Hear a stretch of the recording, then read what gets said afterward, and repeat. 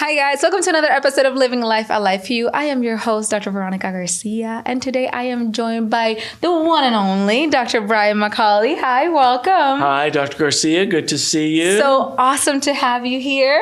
It's such an honor to have the opportunity to interview you just a few weeks after stepping into the role of being president of Life University. It is my fourth week. Look at you. As a matter of fact. Congratulations on 1 month. I've survived. How about that? I love it. So, Dr. McAulay, you have an extensive history at Life University. But before that, I want to touch a little bit into what inspired you to become a chiropractor. Well, it was interesting. I came at it from a different viewpoint. I was exposed to this idea fairly early on that there was a different way of looking at healthcare. And I found this fascinating. And I went to a chiropractor. I was a patient. And, he explained about this whole theory that, you could look at the body as a machine that broke down occasionally. And when it broke down, you did something and went and got it fixed. And that was kind of the main model out there. But he presented this idea that, no, there's another way of looking at the body, that there's the potential for health inside. And he used this term innate intelligence, which I'd never heard about. But it made sense to me that there's this inner vitality that's within everybody. And he explained the job of the chiropractor is not to fix what's broken per se. Right. It's to allow the expression of that potential. And that's what real health is, not if you're feeling okay in a particular point in time. And something about the concept just grabbed me right away. And I said, oh, that's what I want to do. Yeah. Light bulb moment. Light bulb moment. I love that. So tell me, were you in college at the time? I was in high school. Okay. Yeah. Okay. Around that time where you're starting to think about career. Yeah. Choosing the rest of your life. Yeah. I love that. Yeah. Big decision. Yes. Where did you go to school? I went to school I did my undergrad at University of Toronto. I'm Canadian. And then I went to chiropractic school at a college named ADIO Institute, which you probably never heard of. No. And ADIO stands in chiropractic for above, down, inside out. Yes. And this was a college that was named after that principle. It changed its name to Pennsylvania College of Straight Chiropractic back in the day, and then it eventually dropped the straights, was Pennsylvania College of Chiropractic. So that's where I graduated in 1985, a long time ago. And wait, I'm doing the math. I think that's 40 years. It is 40 years. But unfortunately, it doesn't exist anymore. Yeah. So, But now you get to lead an extraordinary school. Yes, truly. So tell us about your story with Life University. So I had the good fortune of having some terrific experiences with chiropractic education. I went back to school. I practiced in suburban Philadelphia in Pennsylvania for several years. And while I did, I went back to school and got a PhD in management, which is kind of my passion. And I had the opportunity, once I had that PhD with the DC, it's kind of a unique combination, I would say. And so I worked for Sherman College, first of all, in Spartanburg. I was their interim president for a short while. And then I got to go to Palmer in Davenport, Iowa. I was asked to come to start up Palmer, Florida. So I got to start up the campus there in Port Orange. So that was a fun experience, yes. I was vice president of academic affairs, and Palmer had the 3 campuses. They had 2 when I got there, Davenport, and then in California, Palmer West, and then we started Palmer, Florida. So I was there short time. And then I got an invitation, and Life University was in trouble, and that was in 2004. So I had the opportunity to come with Dr. Guy Reekman. He and I were working together at Palmer. He was the president, and I was vice president.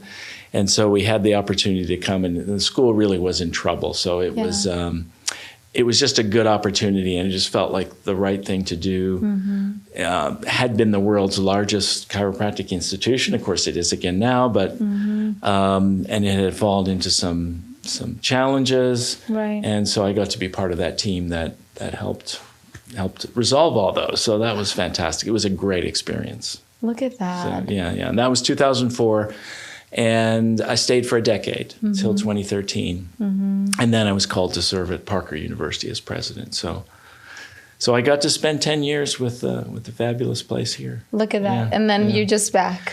And now I'm back. So after a presidency at Parker and then another presidency at Argosy University in Dallas. By the way, I was introduced recently at a chamber event as a serial college president. I was about which to is say. sort of, I don't know if that's a compliment or not. Do you think? I don't know if it is. Absolutely. Okay, I'll take it that Own way. it. Yeah, I think so. So I had some other terrific experiences inside chiropractic education and outside chiropractic education. And I got called by the chairman of the board here at Life in the summer and said, would you be interested in coming back? Yeah. And I said, yeah, I would. I would. So made the decision to come back and work as a consultant, really, starting in the summer in August. And then when Dr. Scott stepped down as president, as you know, the board asked if I would step in. So that's how it happened, and I'm thrilled because I'm back home. Yeah. What's beautiful, what comes to mind of when an organization invites you to be part of that big leadership position, the leadership position, is because they also see that you are able to see the pearls and the beauty and the in-between in these institutions to make sure that those are driven and glow and get bigger. And also removing the ones or managing down the ones that might not be shining a light. Yes. Right. So I love that is the experience and that the experience that you bring into this institution, because this place is so dear to my heart. Like, it changed my life. It changed my family's life. And I have now the opportunity to see it with the students that I get to teach and whatnot, which is a beautiful thing. And to envision 50 more years of this institution is extraordinary. And I love that you're here for that as well. So tell me a little bit of what the transition has been over the last 4 weeks, of what are some of your goals that you would like to see this institution move towards? It's such an important question because, well, as you know, we just celebrated our 50th anniversary, right, in the fall. And it's got me thinking, and as an institution, we're thinking, right? So you think back when Sidney L. Williams had the audacity, right, in 1974 to say, we have this different model of health, right? That health comes from, you're better correcting interferences to the expression of health than treating the symptoms. So they had that one kind of audacious idea. And back in 1974, that was pretty radical. Today, a lot of people feel this way, but not in 1974. Right. And then they had developed this other interpersonal model, right, which they called lasting purpose, or the dynamic essential. And it's really almost the same concept, but based on how we deal with each other as human beings. So this concept that we have this sort of infinite well of potential giving and sharing and serving each other, right? And we call that lasting purpose to do, give, serve, and love out of this sense of abundance, right? Just like health comes from this sort of well of what we call innate intelligence, it's really limitless, right? And so they took these two concepts and put them together. And they started running these seminars called Dynamic Essentials, and they were very popular, and people got a lot out of them. And then they said, let's start a college. And it's amazing to me, that vision, to do that. And in one of our buildings here that was just a warehouse, they started, they just started teaching, and they just kept growing and growing. And by the 90s, Life University was massive. I mean, it had 3,500 chiropractic students, which is outrageous. Yes. So phenomenally successful. They did Life around the world. So they had this vision that to bring this model of health, not just here to the US, but to go to Europe, to China, to Central America. Now we have, it looks like this year we're going to start a program in Africa, near Nairobi, and Dr. Scott is working on that project. So you've got Life around the world, you've got all the research that was done, the Sid Williams Research Center here, research on not just back pain, there's a fair amount of that, but going much, much deeper and into wellness responses to chiropractic care and inside the black box of how the adjustment works. Like, all of this came from that one vision, right, in these past 50 years. So the question is, as you said, what is the next 50 years? Yeah. Right? Is it more of the same? And I don't think it is more of the same, because I think the world is ready for these concepts much more so than in 1974. I think people are more open to it. I think, the world is changing so rapidly. We have technologies we can leverage, and we don't know exactly where we're going, but the expression in my mind is 10x. We have to think about not increasing our size by 25%, but how can we spread this thing far and wide, and how can we create massive magnification of what's going on, and not just in chiropractic. I mean, what do we need to do in the nutritional arena? What do we need to do in terms of exercise? Dr. John Downs, who's here, has this notion that we're all athletes. Yeah. So here at Life, we do a lot of work with athletes and athletic care and performance. But his thing is everybody's an athlete. It's just different levels. So how can we bring the kind of sophisticated work that we're doing with athletes to, someone who's 85 and their athletics is getting upstairs, right? Or a little kid who's having trouble walking or whatever. So I think we got to blow the lid off this thing. I really do, in the next 50 years. So it's really exciting to be. I feel like I'm on this cusp, like we've had this 50 years. It's been amazing. And we get to think about the next 50. And here I am, and I get to kind of mediate that conversation and be a part of it, right? Which is really cool. And lots of people will be part of it. Maybe we'll ask you. Absolutely. I would love to.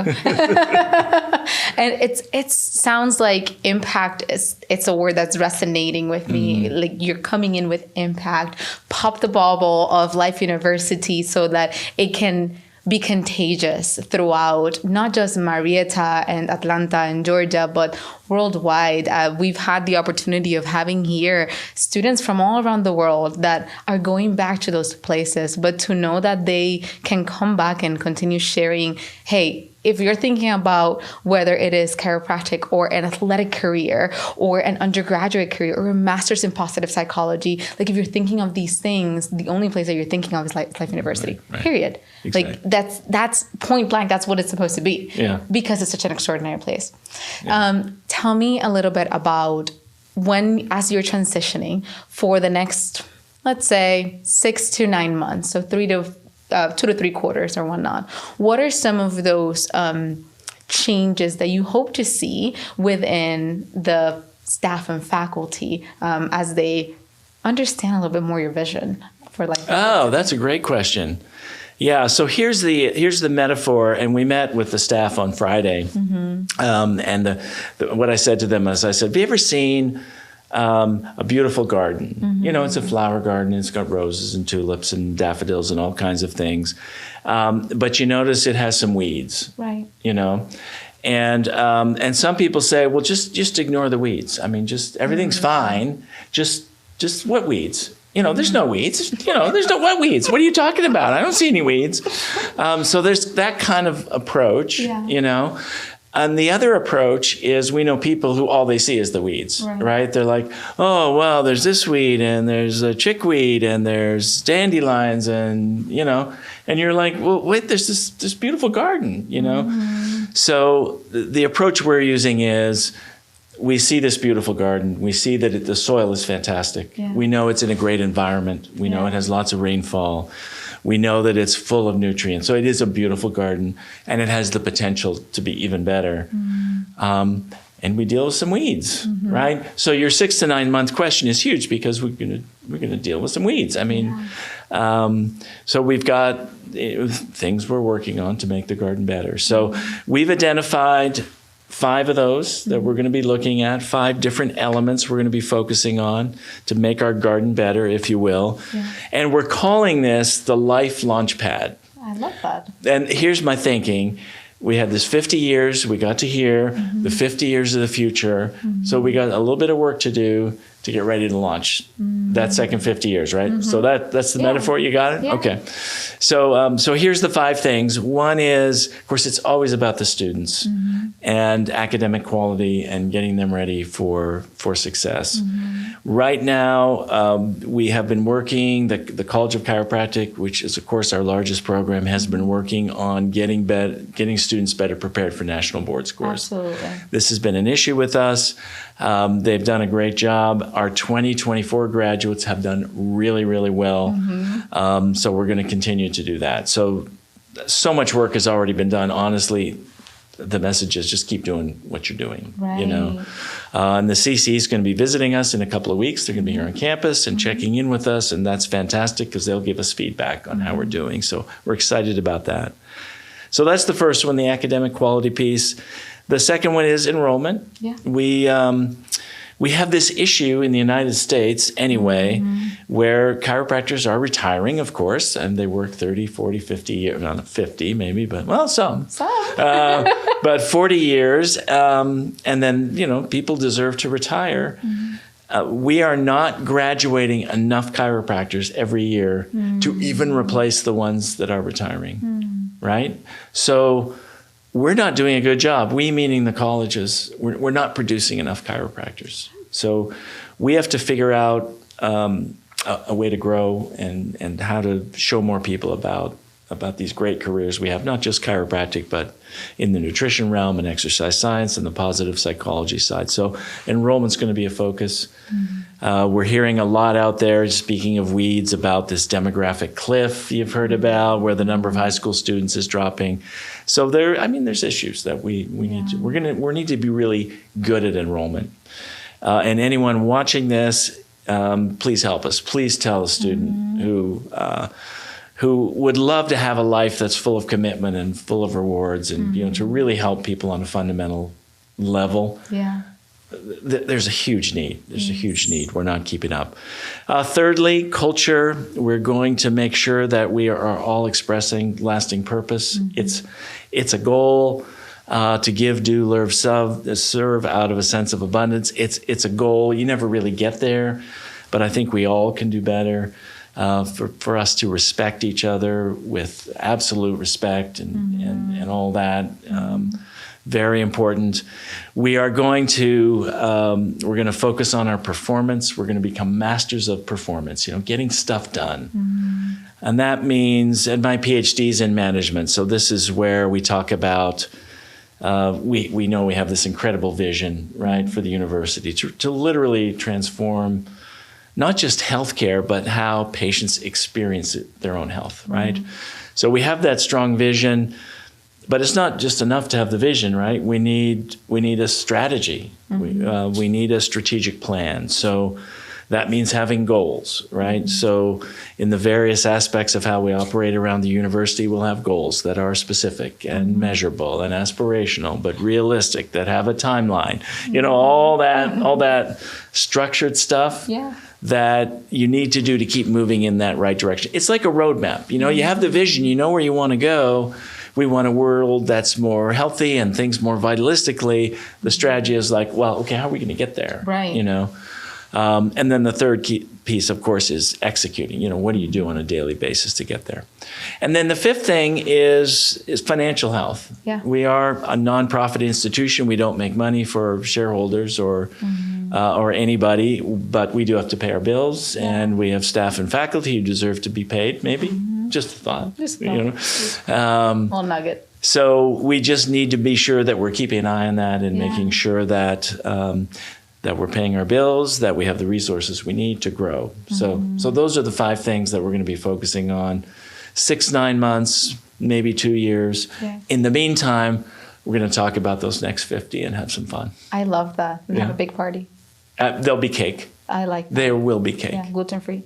I'm joking. No gluten-free. Sorry. No gluten-free cake. No. We'll have that option. Frosting. We will have that option. There we go. No, but I love it. It's very specific, and I love that is exactly the vibe that we got from just being in that meeting on Friday with all the faculty, all the staff. It was yes, this is black, this is white, this is exactly where we're going. if the vision is so clear, it's so much easier for all of our constituents to be able to jump into that vision as well. Fantastic. Right? So I thank you for bringing that. And it's such an exciting new piece. And I always tell, just like I tell my students, something new, sometimes it can be a little bit iffy because you don't know what it might be or how the road is going to take you. Yeah. But that is the space in between knowing and the unknowing, the learning. And we're here to learn and grow and support each other and love each other. And I love that. I'm so excited. I'm excited for our students in chiropractic to have ease and have peace because they're already doing so amazing. And I'm excited for our culture to evolve. And I'm excited for enrollment to continue increasing because I know they do such a big job down there in that team. And I am just ecstatic for the next 50 years, but just to be able to live the next 2, 3, 4, 5 years of Life University. And for you to say absolutely to coming in first as a consultant and then to, okay, I'll be the leader. Oh, sure, I got you. Sure I got thing. you. I got this. Send me the invite. Right, exactly. Send me a meeting invite and I'll be there. I love that. Tell me, 2 personal goals, if you don't mind sharing, for yourself. Well, the big thing is, and I've committed 2 years to Life University, that at the end of that 2 years, we have that cake. Yes. And we look back and say, I think we're ready. Yeah. I think we're ready now for the next 50. Mm-hmm. If that can happen, that will just make my heart sing. When that can happen. Yeah, when that can happen. Then my heart will sing. Yeah, I'll sing with you. Okay. I'll have maracas in the background. And if that happens, I don't need a second thing. Okay, all right. I love that. Well, thank you so much for your time. I know you have a super busy schedule. I really appreciate your just few minutes of just sitting here and kind of explaining a little bit more to our community what the goal and who Dr. Brian McAulay is. But good luck. Good luck. We have your back 100%. We're excited. The students are excited. Everybody's excited. So thank you for your dedication and time and for saying yes. Appreciate you. Thank you, Veronica. You're welcome. Thanks. And we'll see you guys on the next episode of Living Life at Life U. Have a good night. Take care. Bye.